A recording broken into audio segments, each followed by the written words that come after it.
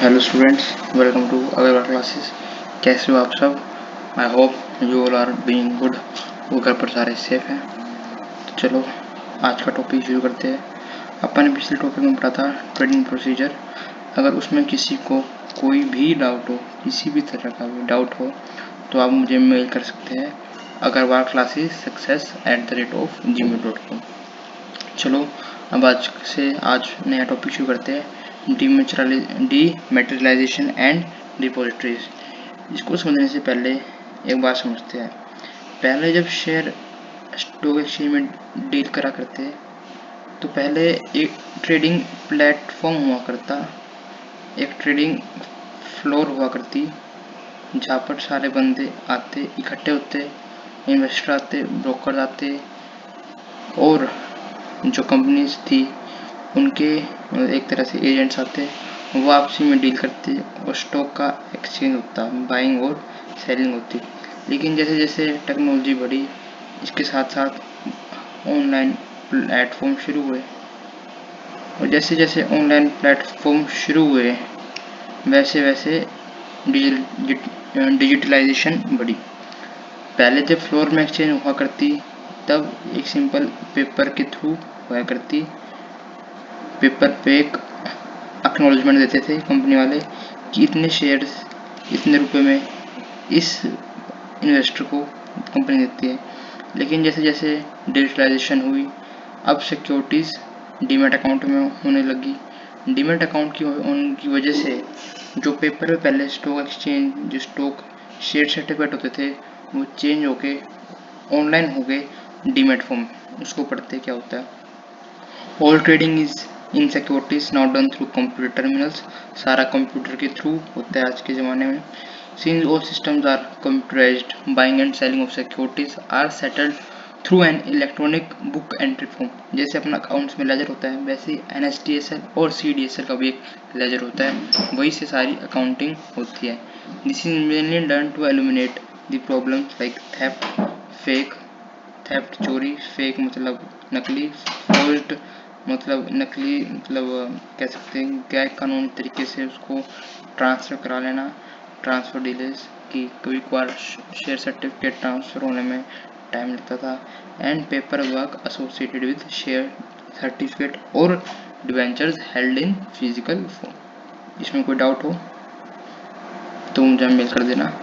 डिमेटेरियलाइजेशन is a process where security is held by investor in physical form. Physical मतलब form मतलब in form of share certificate are cancelled and investor is given an electronic entry or number so that she can hold it as an electronic balance in account. आप कह सकते हो demat account में उनको वो balance show हो जाता है।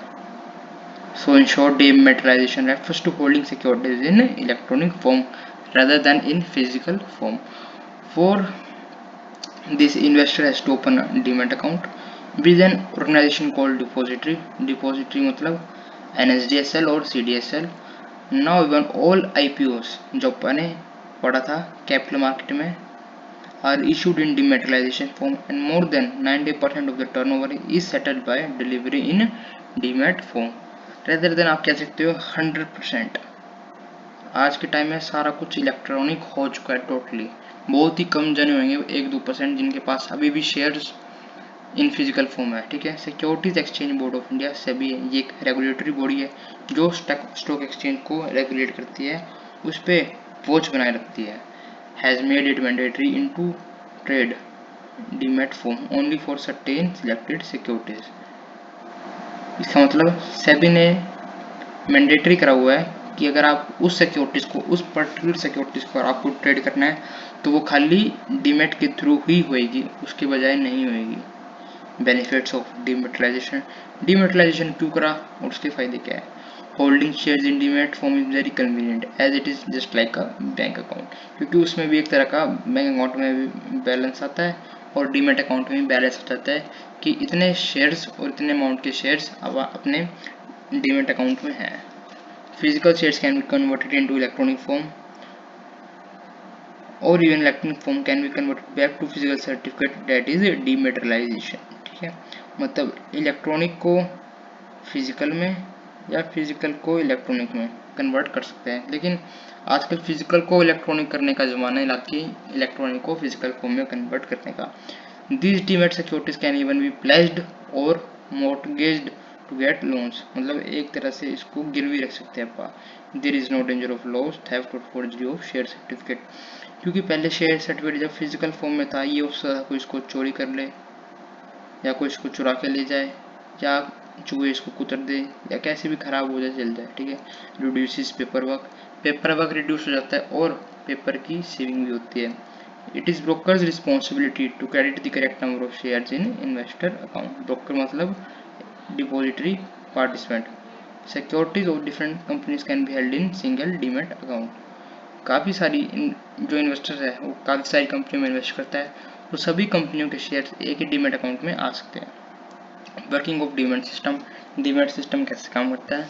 Before opening a demat account with depositories the investor has to select a DP, मतलब ब्रोकर, या तो बैंक भी हो सकता है या ब्रोकर हो सकता है।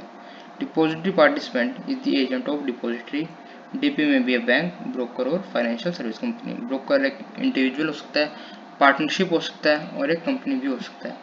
Filing of an account opening form, एक फॉर्म आता है, उसको डीपी के पास डीपी को देना होता है, जिसको इन्वेस्टर भर के देता है, और डीपी इन्वेस्टर के बिहाफ पर डिपॉजिटरी के पास भरती है और जमा कराती है, along with PAN card details, photograph etcetera. The physical share certificates to be given to DP along with the request form for डिमेटलाइजेशन।